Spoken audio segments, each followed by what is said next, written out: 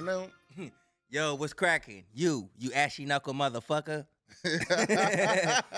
Welcome to another weekly edition of the Best Way to Smoke News, sponsored by none other than the Glue Guard. Get you some Glue Guard and stop smoking spit. Yep, and this news is being presented to you by none other than your favorite smoking partner, Serpo Jr. And make sure you stay elevated with Big J. Yep, and you Nevadians, the Nevada's first cannabis lounge closes. Huh. You know, Nevada been having like some cool little kicker spots. Yeah. What they talking about right here. The first licensed cannabis lounge in Nevada, Smoking Mirea, Mirrors, operated by Thrive, closed earlier this month, about 14 months after first opening its doors. Just one state licensed cannabis lounge and one operated by Las Vegas Point Tribe, which doesn't require state licensing, remains operational in Nevada. So it's one lounge out there still, you know what I'm That's saying, cracking. doing its thizzle. After 21 consumption lounges have been given conditional approval by the state's Cannabis Control Board, but have not opened due to several issues, mostly financing and location, according to the Nevada Independent Report. An additional 10 lounge licenses are reserved for social equity applicants, but none have been utilized. So you mean to tell me when they say that like 10 people like have licenses to have a cannabis lounge but are not using it? Man, what the hell y'all doing? Man. The closure of Smoking Mirrors comes as cannabis sales in the state declined in 2024, according to CCB data. Taxable cannabis sales from state licensed retail dispensaries during 2024 fiscal year was 829 million, which was down 17% from 2021. Whoa. Let's go, Nevadians. Man, adding his own. And Las Vegians. Good news, parents. CBD might actually help with autism symptoms, says science. So you know how tough it can be to find effective treatments for autism, especially for kids. Well, some new research is giving us a little hope, and it involves something you might not expect: CBD. It's a help for a lot of things. That stuff from cannabis that doesn't get you high. A recent bunch of studies looked at how CBD cannabis extracts affect children and teens with autism. And guess what? It seems like it can actually make a difference. The researchers found that CBD helped kids chill out, become less anxious, and even improve their social skills. That's dope right there, man. We're not talking about a miracle cure, but the study showed moderate improvements in social responsiveness and small yet notable reductions in disruptive behavior and anxiety. Plus, it seems pretty safe, with no major side effects popping up.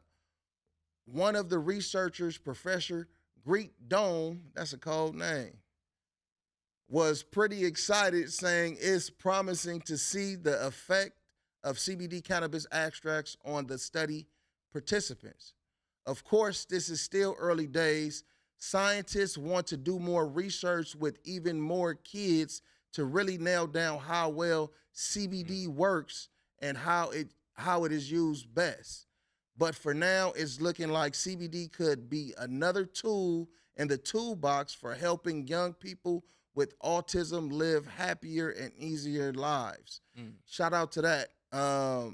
Shout out to the scientists that is actually doing the research to find this out, because it's a lot of different things when it comes to cannabis that's beneficial and that can help a lot of people out here, though. So, man, let's keep it going.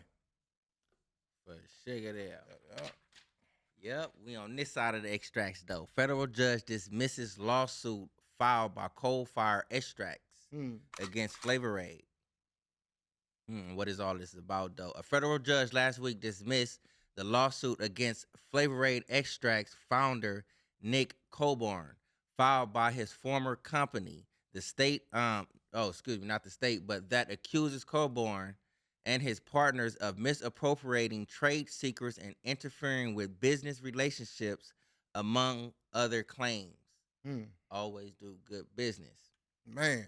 The lawsuit by Greenmount LLC, which does business as Coal Fire Extracts, was dismissed with prejudice and cannot be refiled. Hmm. In the ruling, U.S. District Court and the Central District of California Judge Monica Ramirez Alamanda found Greenmount's claim without merit, nothing that in the 15 months that this action has been pending, plaintiffs have not served a single discovery request, subpoena, or deposition notice. In a statement, Coburn said the ruling validates what he's maintained from day one. After months of defending against baseless accusations and can finally focus on my counterclaim and building Flavor Aid's future. Greenmount tried to silence me about my role in creating a successful cannabis brand, but the court has now dismissed everyone in Greenmount's claim. You know what I'm saying? So pretty much if you standing on business, if somebody come in and try to taint your business, they can't do so. You Right know what I'm on, saying? brother. Just keep your head up. You know what I'm saying? And keep fighting that good fight. Due process to show, you know what I'm saying, all that phony fugazi. You know Right what I'm on, saying? brother.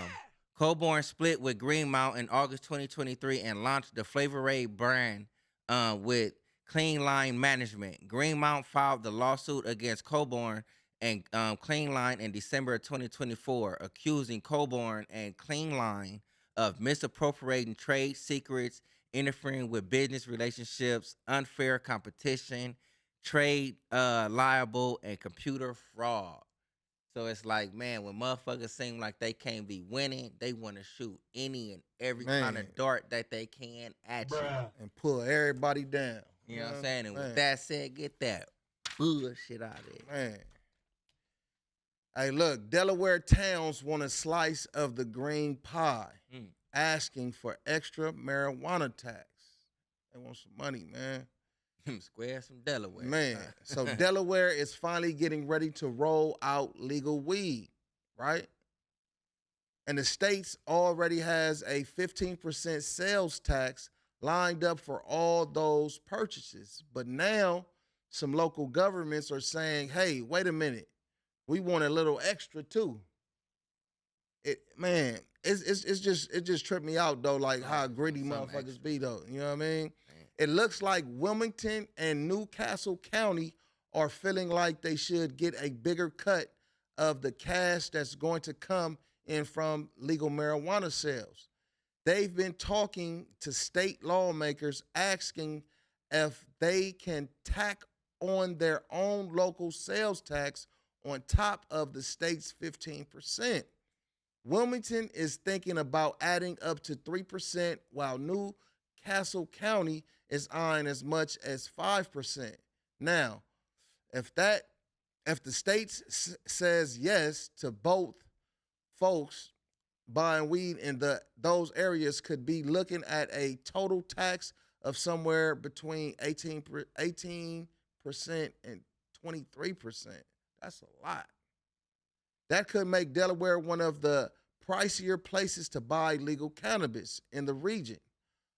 Why do they want this extra tax? Well, they're saying it'll help them cover any extra costs they might have now that the cannabis industry is coming to town, like increased public safety needs and things like that. That's all they said, though. Increased public safety needs and things like that. Newcastle County even mentioned wanting to put some of the money towards job training programs. That's not a bad idea, but not everyone's thrilled about this idea. Some folks in the cannabis industry are worried that such high taxes could push people to buy from the illegal market or even cross state lines to get cheaper weed. They argue that the legal businesses are already facing a tough start. Wilmington City Council is set to vote on their proposal in early May, and Newcastle County is also moving forward with their request to the state.